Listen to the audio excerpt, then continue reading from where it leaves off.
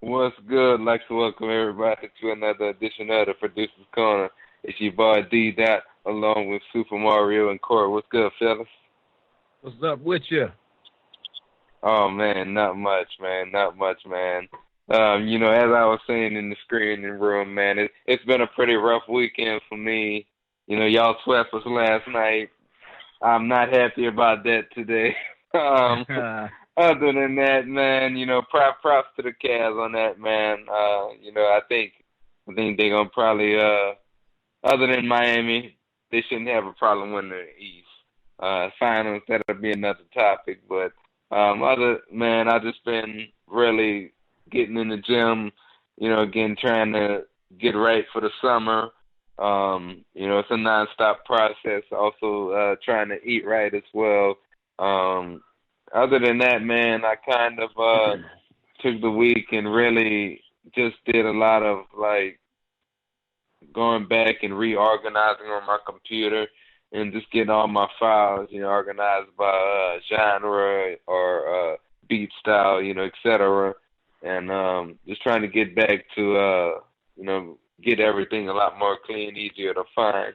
And then I've been getting back into some beat making as well, man. Before my show, I kind of got into the mixing mode and recording. I'm still recording for the new project, but just make some new instrumentals. Inspiration goes from one place to another. What's good with you, Corey? Oh man, well, unlike you, I'm feeling pretty good after the Cav victory right now. I'm feeling up and up, Things are good right now on that home front, man. I can't wait to see what happens. Steph Curry is injured. Hopefully that'll help us to get a W if we make it down the line, but we got to get out of the Eastern Conference first, one game at a time. So excited to see my Cavs doing well. Shout out to Detroit too, man. They definitely put up a valiant fight, man. That team is going to be seeing a lot of growth in the next few years. I don't know if we're going to be able to see the 04 Pistons ever again. But I mean, only time will tell, only time will tell. Other than that, really been prepping for this diet I got coming up, actually. I got a little diet switch coming up. I'm trying to lose 15 pounds. My girl's going to be doing a bodybuilding show here in October, so she's going to start prepping at the end of this week. So I told her I would prep with her. Those of you who have never prepped, it is terrible. Great for you, but very terrible. So I'm looking to lose probably about a pound a week. And it's going to be tough. It's going to be tough because I'm already a pretty healthy guy. So finding ways to be even more healthy sometimes is super, super nitpicky and it's frustrating. But I think I can do it. On the music front, beats, working with my homie Kool man out of Michigan, and I'm super excited to be working with him. We doing some beats, and really just been engineering, man, like crazy. Your boy's backed up, so it's a good thing right now. Business is good. Word, man. You got a pretty interesting topic tonight as well. Talking about mixing royalties. Go a little bit in depth and explain that. Well, I'm going to be talking a little bit about pretty much. I had an incident that happened. I want to share this incident. It's pretty much just explaining how, as engineers, what we have rights to as far as sessions go and things like that. So I want to get into that, more detailed into that, and I think it'll be a good topic, man. Okay, word. Super Mario, Rich, what's good, man? Hey, what's going on, man? Oh, man, not much, man. How's everything been going with you as of late? Pretty good. You know what I'm saying? Keep it moving. Having putting together some clothes and stuff like that, doing photo shoots. Working on right now my little 4-pack instrumental series. I'm about to wrap all of that up in the beginning of May. And other than that, that's just about it. I heard you talk about file organizing. That's what I'm kind of doing this week. You know what I'm saying? Trying to organize all my files and just get it in tip-top order because you just never know when a hard drive got to fail or anything like that. Yeah, man. I mean, sessions, beats, anything, man. I mean, Got to get it together. Yeah. You got anything as far as the topic for the evening? Yeah, I'll probably talk about drum loops, you know what I'm saying, and trying to stay fresh on those and looking at different sources. All right. Can't wait to get into that. We're actually going to have Boome on the show in about 10 minutes or so. We're about to go to our first commercial break of the night. We'll be back with the Producers Corner. And we are back with the Producers Corner, ready to get into our interview segment of the night. We actually got Boome on the line with us. What's good, bro? What's good, man? Thank you for having me, fellas. Oh, yeah. Man, not a problem at all. We got Big Rich riding with us tonight. Corey going to be back with us shortly. So definitely, again, a pleasure to have you on the show, man. 8793, man. I really dig it. I really dig it, man. And, you know, I really see the work that you put in. Wish I could have made it out to the show the other night, but I know you're going to hold some more out here soon. Tell us a little bit about, like, the whole concept, where the inspiration came from to create 8793. Yeah, man, it's a split concept. You know what I'm saying? The top of the album is 87, and then the bottom side of it is 93. But the whole thing is just being two different energies on the album itself. With the top part being high energy, and then the bottom part just being a little bit more deeper lyrical storytelling. But the correlation being 87 gas and then 93 gas. For 87 unleaded to 93 premium is the correlation to the concept. All right, man. I dig it. Definitely dig it. Appreciate that, man. Appreciate that. Okay. As far as what is I guess some of the producers that you did work with on the project? Yeah, man. We kind of just worked with some different people, man, just to give it some different looks, man. I worked with Tristan on the track, Jada Great, PS Beats, Illegal, Cash Jordan, OZ, a lot of different just producers, man, just because I wanted it to be, sonically, just to sound different. I wanted it to be a journey. So I wanted each song, to tell its own story. And each song on the album is very different than the one before, you know what I'm saying? Yeah, and I do notice, like, the whole vibe of the album, kind of like you were explaining. You got your part where you got a little bit more high energy songs. Then you got something, on the other side of the spectrum that's kind of a little mellowed out. Right. So, I mean, I like really how you did put everything together in terms of just setting the mood for the whole project, man.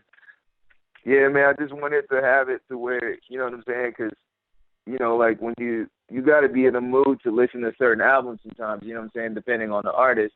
You got, if it's a turn-up artist or if it's a deeper lyrical artist, sometimes your body and your mind just got to feel that mood to play that certain song or that certain artist. I just wanted to, give both sides of me out to, didn't matter what mood you was in. If you woke up, you was on that 87 mood, you was on that turn up, leveled up side of yourself, you could put in that 87.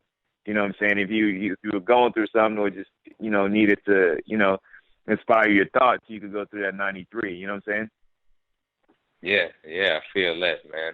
I feel that. I'm going to let some of the co-hosts get the questions in, man. I'm going to start off with you, Corey. Yo, what's going on, Boome? What's going on, big dog? Nothing much, man. I heard you use the term different, and I think in hip-hop, we hear that term so much, and to be honest, I think it's very subjective as to what different is, how people interpret what different to be. So for you, what was going to be different? You say the production, you were looking for something different. What made it different from your normal sound? Yeah, I mean, I think just back to, the split concept, man, everything was conceptual. It just wasn't an album I threw out there. There's a lot of thought put it behind as far as, how it's going to be presented. Like I said, with the top part of the album just being, the more leveled up side, high energy part of the album, and then the bottom side just being that deeper side. So even down to the album cover, it's a split face concept where half of me is a wolf and the other half is my regular face. But you know what I'm saying, the correlation being which half is it, you know what I'm saying? Like which half of you is the wolf or is the regular man, you know what I'm saying? It's for you to decide. But, you know, and all the way back to the 87 being, you know what I'm saying, like unleaded, and then the 93 being the premium side of it, you know. So it was very conceptual as far as like the way it was thought of, all the way from the album cover to the songs to the, you know, the song listing, to what mood, you know what I'm saying, we're going to set on 93 compared to 87. So that's, you know, it took a lot to just make it, you know. I feel like my most thoughtful project as far as like the presentation. Okay. Now, to me, this sounds amazing. But maybe to your regular fan base, this might be something where people say you're changing, you know, you're taking the Kanye route, you're going too different. How do you go different? How do you change your sound without losing your fan base? I mean, every album, man, you got to change every album. You got to reinvent yourself every album. I know that might sound cliche, but it's just, you got to grow each album. I mean, I can't give him the same thing I gave him last time because I'm a different person than I was last time. You know what I'm saying? I'm a little older than the last album.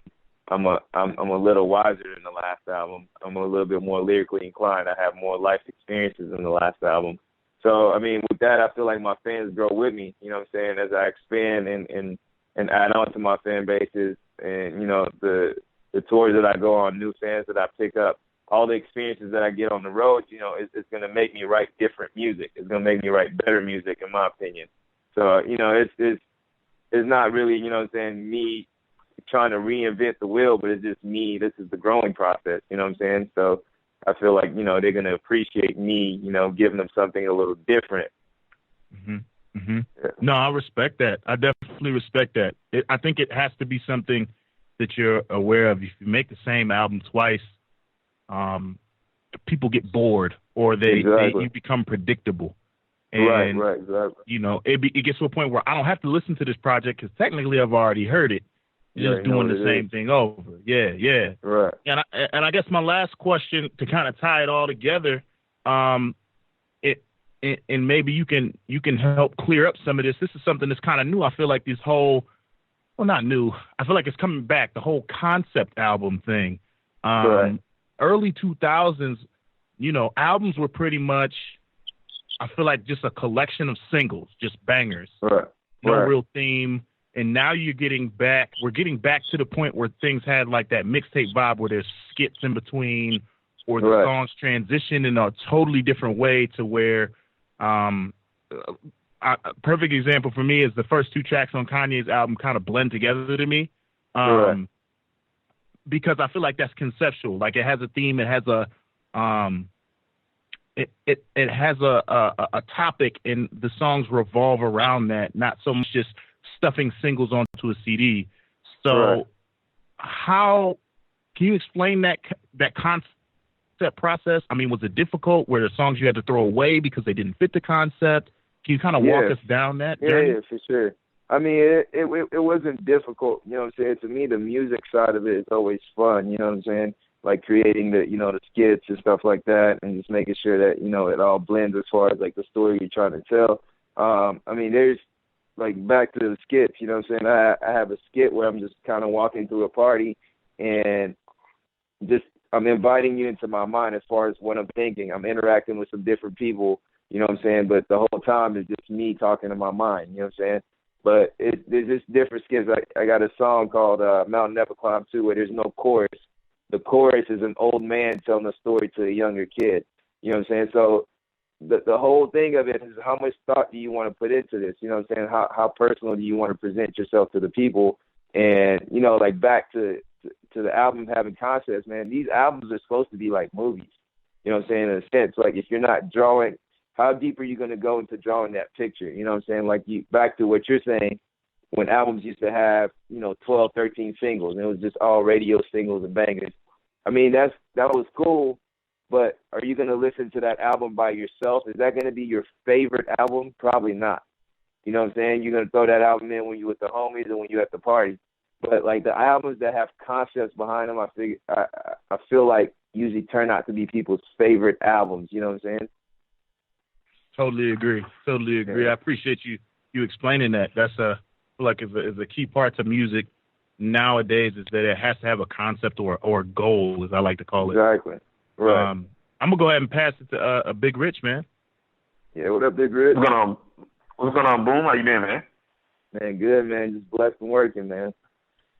Oh yeah, that's what's up, man. Congratulations on your project putting out and stuff like that. Have you did any touring for any of the tracks on the project? Yeah, man. I just got off tour yesterday, man. Yeah, I just did a short little run. Just three shows here in Texas within 4 days. But we did San Antonio. We did Siesta Fest with Zero this past Wednesday. Friday, I did the Bow Factory with Tony Kwan in Dallas. And then yesterday, we did Laredo, or Saturday, I'm sorry. We did Laredo Energy Arena, which is a huge arena out in Laredo. We did that with Kevin Gates and Zero. So, yeah, definitely been running around, man. Just getting it out to the people, man, because that's who I make the music for.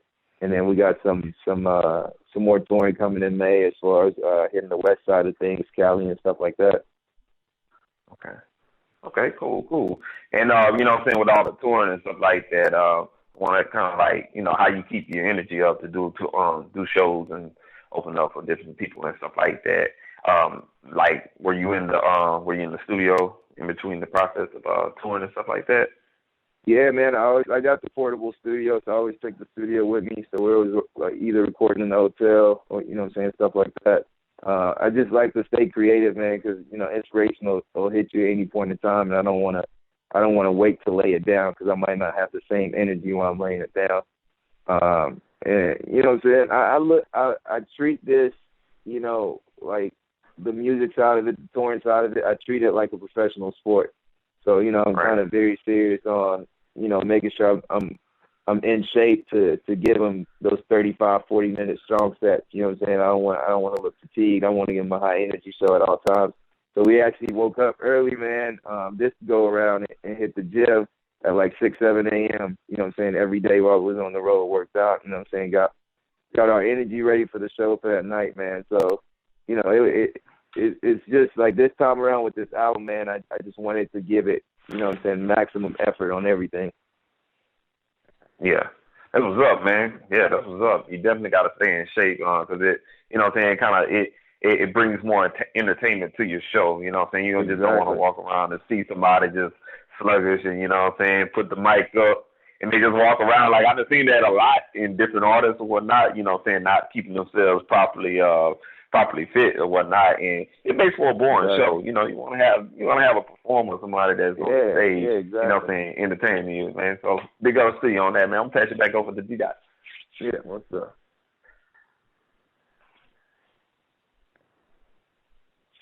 What up, Doc? Well, hey, man. Go ahead, D-Dot. Hear me? Yeah, I'm back? Yep. Okay, yeah. All right. So as far as the features, I see you got Lil Kiki on there. Longtime fan of him as well. Tell us a little bit about that experience and, what it was like to record, maybe if you took something away from recording with him. Yeah, man, that song is a pretty dope record, man. It's called Show Love. So I wrote that song probably about 6 months back. As soon as I wrote the hook, you know what I'm saying, the vibe of it, man, I was in the studio with a couple of my partners. The vibe, I was like, I want to get Lil Kiki on this track. And you know what I'm saying? So, we reached out, man, and, he asked to hear the song first. We sent him the song, and he said he was digging it. Like 2 days later, I drove down to Houston, man, to his house, and actually recorded the record at his house, man. So it was super dope. He was extra cool. With all his accolades, I didn't expect for him to be that cool. You know what I'm saying? I know that could be shallow on my side, but, for somebody that did that much, you know what I'm saying? He was just the most humble dude, man, and just big ups to him, man. Word, man. Yeah, definitely been a big fan. Wow, since like the 90s, man. So, big ups to you on that. And appreciate that, man. You got the current video for Everything I Do, digging that as well. Tell us a little bit about the concept behind that one. Yeah, man, that one we actually shot out in Cali and LA, and it's literally it's a mini film, man. It's a mini movie. But the whole concept behind the video is just from beginning to end, the story of the movie is being told backwards. You know what I'm saying? So when you watch it all the way through, you kind of get, you know what I'm saying, what was going on at the end of the video. You know what I'm saying? The end of the video is the beginning of the story. So, you know, like back to just everything being conceptual, man, and like everything just, you know, being thought out and wanting to give the people, you know what I'm saying, something to look into, not just something to watch and be turned up, you know what I'm saying? Something they're like, whoa, let me watch that again, you know what I'm saying? So that was just kind of the whole concept behind it, man. And the next video is going to be to be continued from this video, and the next video is going to be to be continued from that previous video. So by the time we get to the 6th and 7th video, it's literally a short film if you let them play together. Yeah. I like that, man. Yeah. It's almost like a mini movie in itself, and it goes along with what you said about the albums and mixtapes these days, really putting together a story and kind of reinventing yourself as well as being innovative. And that's really the way, you know, you kind of keep yourself fresh and relevant throughout that process. Right. So, what kind of shout-outs, man, you got as far as, you know, maybe for any of our listeners or people that you done, you know, linked up with? Yeah, man. Yeah, all the features, man, all the people that lent me their talent, man. You know, all the talented people that helped me make the album. I got a song called The Art of Nothing, which actually features you, D-Dot, and the homie J.D. Millie. And that's been a fan favorite, man. Look, shout out to Lil Kiki the Don, of course. I got a young lady named Catherine Elizabeth has a beautiful voice, man. She blessed me on 2 tracks. And on Mount Never Climb 2, I actually got my son Zach on there, man, on just the skit, man. So I thought that was pretty cool. He was pretty excited to be on the album. So, and shout out to all the fans, man. The fans it's been crazy, man. It's like literally we sold out all our merch when we hit Laredo, man. It like the fans are just kind of just taking the energy, man, and just flying it out for us, man. So, you know, that's the people we make the music for, man. So they keep us going. Definitely, man. Definitely. I really dig the project again, man. It was really great to have you on the show. We're about to get into some of the songs actually as well. Most definitely. And got Everything I Do on there, Show Love, and The Art of Nothing as well. About to go to our next commercial break. Oh, well, real quick. Where can they follow you online? Yeah, man, we make it easy for everybody to sing across all the platforms. But it's at Boome 1000, BOOME 1000, and then the official website, man, you can keep up with us is www.boomemusic.com. That's BOOME music.com. All right. BoomeMusic.com. We're about to go to our next commercial break. We'll be back with the Producer's Corner. And we are back with the Producer's Corner, ready to get into our next segment of the night. Without much further ado, Corey. I got to share this story with y'all, fans of the Producer's Corner. I share this story because I care about you guys, and I want you guys to know, as you engineer and produce your rights, we talk a lot of music business on this show, and so I'm sharing this story. I'm going to keep names anonymous, but it's a good story to share. So over this past weekend, I've been mixing a lot of songs. Been working with a lot of clients, and one of the clients was looking to finish up his song. We working. We finally get the mix perfect to where he wanted, which took a lot longer than I expected. And I send him over the receipt of service, which you should always do, dated, letting him know that he has 48 hours to get back to me before he changes, final changes. Because, you know, if I'm sending you that, you already finalized everything on your end. So, 48 hours, if you notice a little something and you want to change it, you got time to do it. And then I send him, the waves, the wave file of the song in CD quality, 44:1, 16-bit. And then I send him an MP3. I usually do about 192 kilobytes because kilobytes per second because the some websites don't allow the 320, the really, really high stuff. So I do like a higher quality, but just like right in the middle, so I don't run into any issues when sending somebody MP3 and they can't upload it somewhere. So I'm sending those 2 formats. Those are the formats I always send. If you want a different format, I have no problem sending that. It's no biggie. So I say a couple hours go by, and he shoots me a text message. He says, hey, got the masters, got everything. I'm still waiting on the session. I said, what session? He says, the session to the song. I'm waiting on the session so I can get the session and archive it. I said, nah, good sir, I don't send sessions. Just due to the fact that all my mix techniques are in the session. What people will do is they can just take your session and use whatever settings that you've used or think that they can use it correctly or send that to somebody else, have them do it for a cheaper price, tweak all the mixes that they do, kind of get a feeling for how you did it, that you've done it, and completely go around you altogether.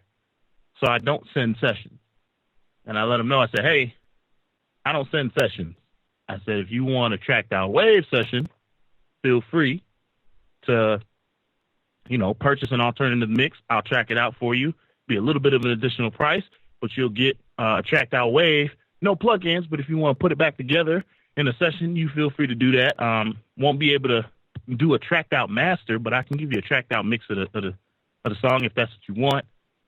And he was under the impression that once he paid me money, he was entitled to the session. Now, here's where the confusion comes in for artists, right? This is 135,000% incorrect. No one can own your mix session. As an engineer, your chain of plugins is your intellectual property. For some reason, artists think that when they pay you money, that it is considered work for hire, which is a copyright, right? Work for hire. If you've ever sold anybody a beat and you make a contract, it's work for hire. But the problem here is that work for hire doesn't work until you sign a contract. And when you engineer music, unless you're working with a label that says, hey, we want control over the masters and we're going to pay for it, it is not work for hire. Typically, when you're working with amateur artists, they pay you to mix and master it. They say thank you, you get the waves, and then you leave. Unless they want to pay you for your mix sessions, don't give it to them. This guy was under the impression that he could tell me to delete the mix session and that I would delete it because he told me to. Because of the money that he paid me for the mix and master, he owned the session as well. This is false. I don't know any other way to explain this to you guys.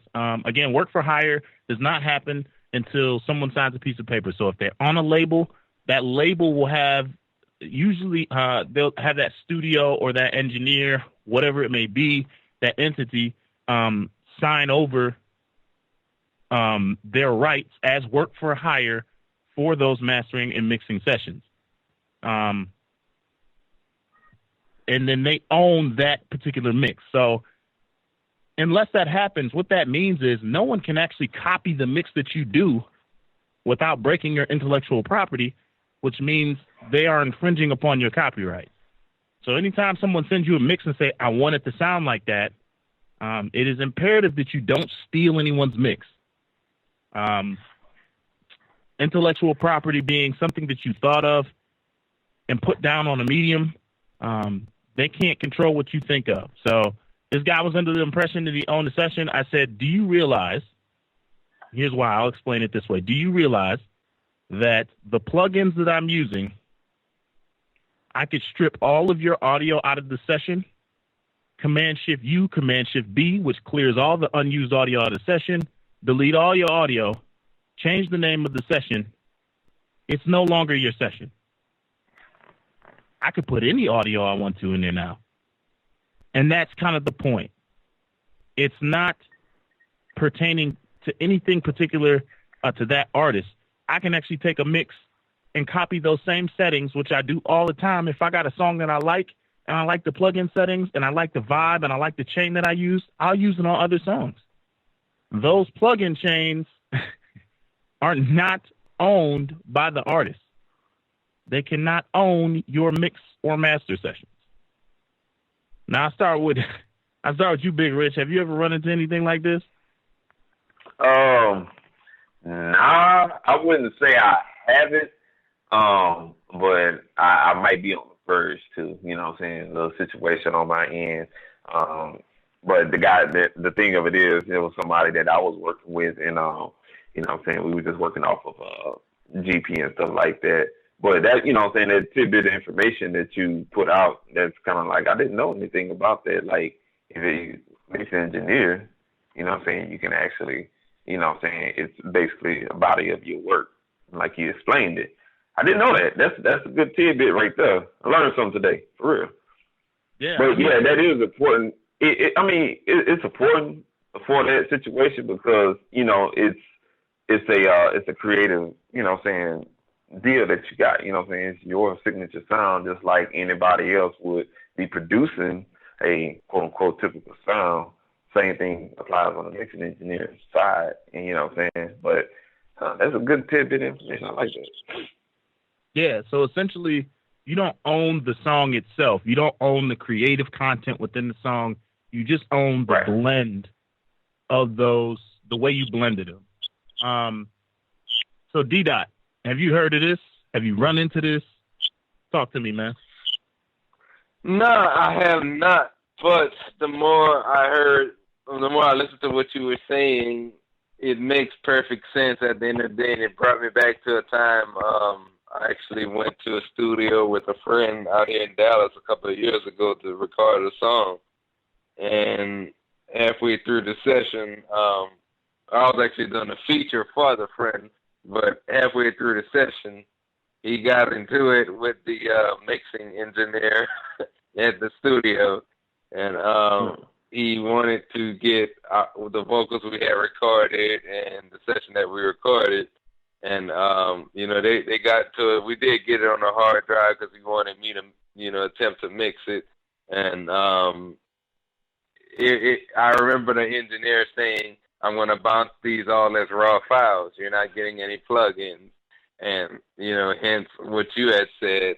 And I had another situation on, you know, on the other side of the spectrum. I was actually a session I did for someone who sent me some vocals that I think I told the story in here on a producer's corner before, but this guy sent me all his stacked vocals together instead of individual vocal tracks, and then he sent me the instrumental track, so it's basically 2 stereo tracks, and wanted me to mix that track, that whole session, and I did the best I could with what I had. Anyhow, he requested that I send him the session. And, you know, for some reason, I didn't know to that magnitude that, you know, that it's viewed up on as your intellectual property. But you know, we fell out a little more, and I ended up not even sending anything. But it's great info, Corey.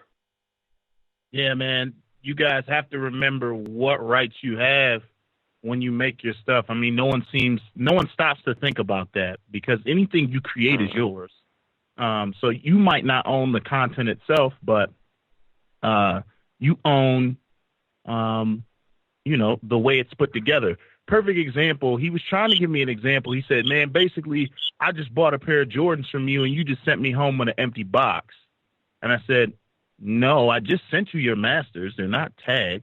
They're radio ready. They're mastered. I said, you're basically ordering a pair of Jordans. I send you home with a full box and a custom bag.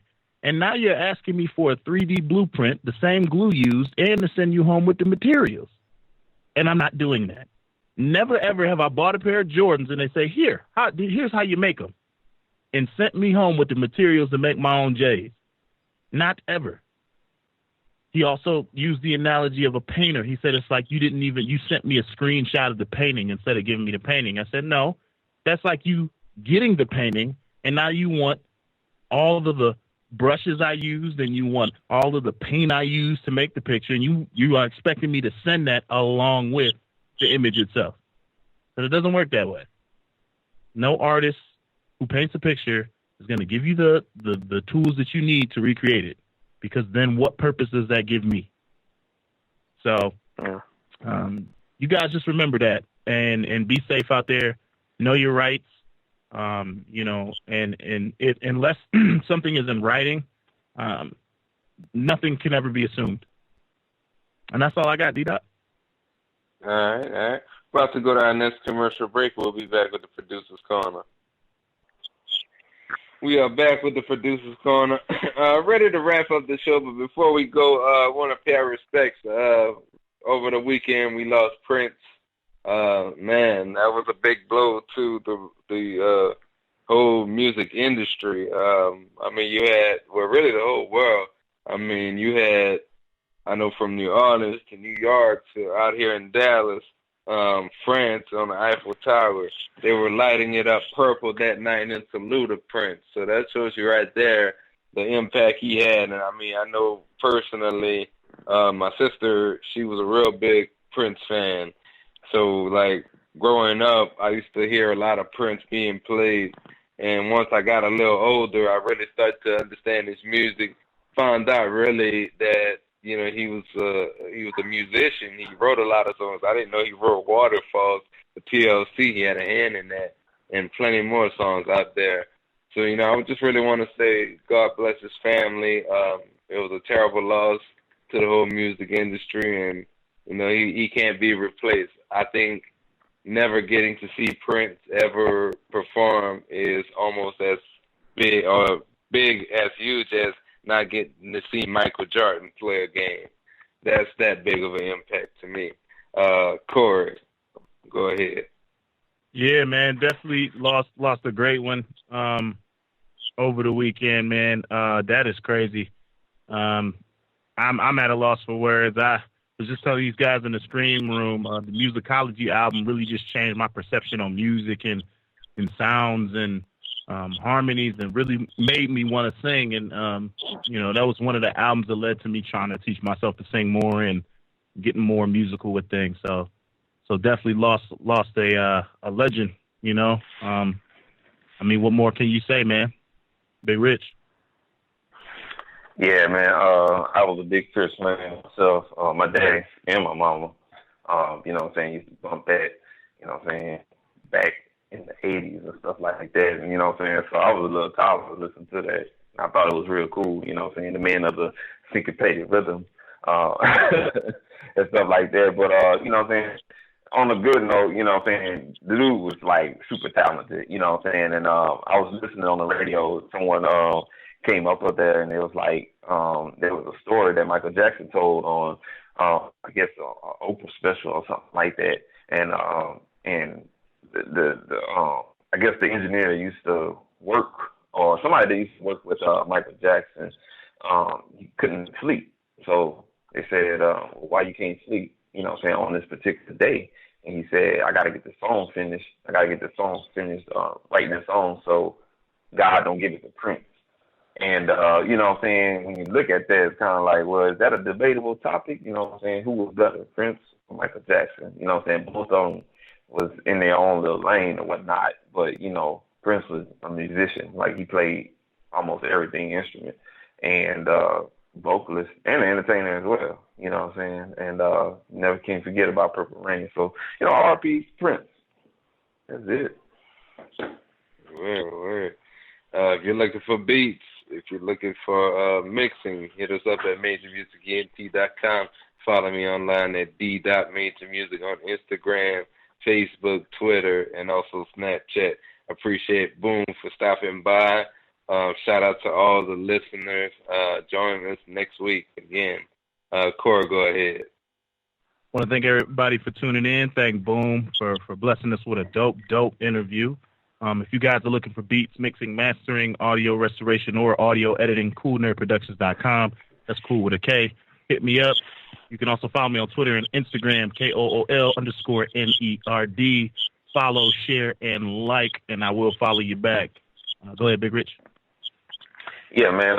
You guys can follow me on Instagram at Mario _ producers. It's pretty much drop,